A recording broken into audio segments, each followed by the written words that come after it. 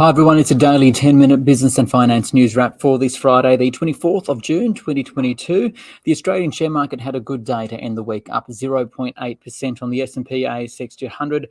It means for the week, the Australian share market actually rose. It's up 1.6% over the past 5 trading sessions, but don't forget the market is still in correction territory. Where now?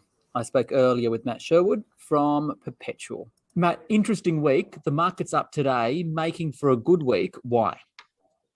Well, the market was up today simply because we got a very good lead from Wall Street. We are seeing declines in global interest rates, both bond yields and expectations for what central banks can do. And investors may be beginning to think, oh, well, the market may have sold off too much. And, we had a good rally today. It built on prior sessions, so we were up for the week. But we have to remember in the prior 2 weeks, the market was off 11%. So I wouldn't be too carried away at this stage. Central banks, though, are nearly all raising interest rates. Does this make a recession inevitable? Because at the same time, there are now some saying, hey, rates are going to rise. The global banks may start cutting rates at the end of next year. Yeah, it's actually challenging because central banks are tightening pretty aggressively. So they've become very, very hawkish all of a sudden. And now people's biggest concern for markets has swung from the inflation outlook to the growth outlook. And people are factoring in pretty significant odds of a global recession next year. It's certainly not inevitable, but really the key question for investors is how high can central banks increase interest rates before something breaks and they're forced to stop? And obviously, the faster they're hiking rates, the quicker we're going to get to that fork in the road. And I would argue that global recession risks for 2023 at the moment are probably 50-50. And the only way to increase the odds in favor of a soft landing is for central banks to have to do less tightening. But the challenge with that is the inflation backdrop, because at the moment, what markets are factoring in is still negative real interest rates, and that probably won't be enough to get inflation back to 2%. So we're seeing global inflation rising, and I think just over the past week, we saw the UK something like 9%, Canada something like 7%. The RBA governor says he expects the inflation to peak at about 7% here, but markets are reducing the amount of policy tightening. How does that work?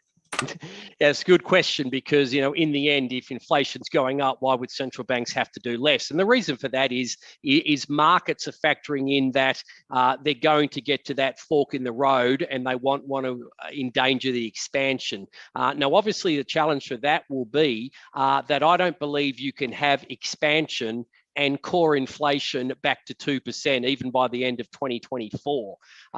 So at the moment, the market's believing the central banks are going to blink and really cushion the economy from what would be a very short business cycle and a renewed downturn. The clear thing for the RBA, of course, is they don't have to do as much work as the Fed because of the nature of Australian household balance sheets. They're very highly indebted. That does make monetary policy more potent. So the RBA governor doesn't have to hike as much as the Fed chair does. But nonetheless, there is some pain ahead for Australian households, no doubt. Okay, so if global markets have rallied this week on the back of lower rate expectations and people are already talking about potential rate cuts next year, right? Is this something that they can build on? Well, the challenge, I think, for the moment for investors is there's 2 headwinds for markets. First of all, central banks are tightening rates very, very aggressively. And I tend to think that if we get the soft landing, then we've seen all the valuation contraction that we actually need to see. The challenge, though, is the fact that the market is still pretty optimistic about earnings. So I would argue if rates are going up and the economy is slowing, then the market needs to decrease its expectations for earnings growth both this year and next year. Now, the market's got earnings growth this year globally at 10%. I think it's going to be about -4%. And next year they've got it at 7%. And I think, again, it's going to be a negative earnings year. So to me, it's probably not the time to get too optimistic. probably rate expectations are coming down, but that's going to be associated with lower earnings growth, and that's yet to be factored in. So I'd remain cautious at this stage.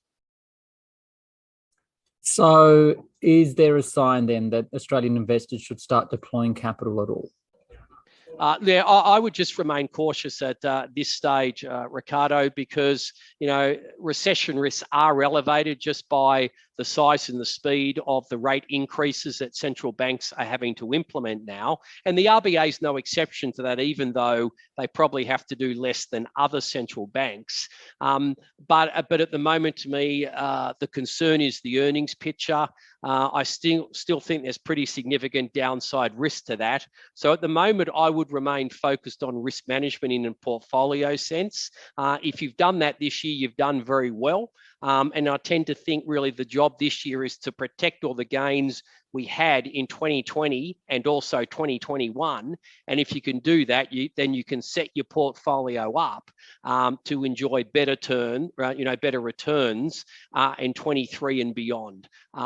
So obviously I still think there's a little bit more risk in the markets, and it's time to just remain cautious.